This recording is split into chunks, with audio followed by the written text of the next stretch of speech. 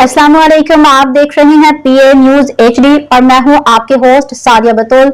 शामिल करते हैं आज की अहम खबरें। रिपोर्ट पेश करते हैं मियां Salim, group leader Pakistan Arain news and international Pakistan Arain news and chairman Karachi से।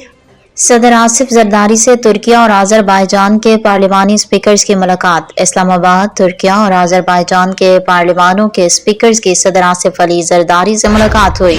तुर्किया के ग्रैंड नेशनल असम्बली के स्पीकर डॉक्टर नुमान कर्तलमश और आज़रबाईजान के मिली मजलिस के चेयरपर्सन साहिबा गफ्फारोवा ने सदर आसिफ अली जरदारी से मुलाकात की। कौमी असम्बली के स्पीकर सरदार अयाज सादिक भी मुलाकात के दौरान मौजूद थे।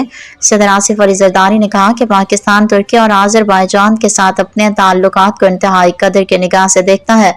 बाहिमी ताल्लुकात, मुश्तरका अकीदे, बाहिमी एतमाद और इलाकाई अमन और खुशहाली के मुश्तरका जज्बे पर इस्तवार हैं।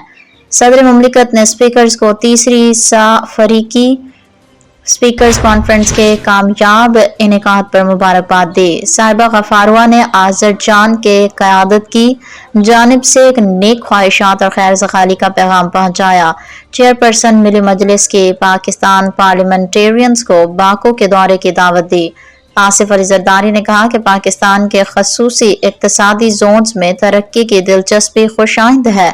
जल्द एक जोन का नाम सदर Recep Tayyip Erdogan special industrial zone रखा जाएगा। न्यूज स्टूडियो से अब तक के लिए इतना ही। मजीद खबरों और अपडेट्स के लिए देखते रहिए PA न्यूज HD।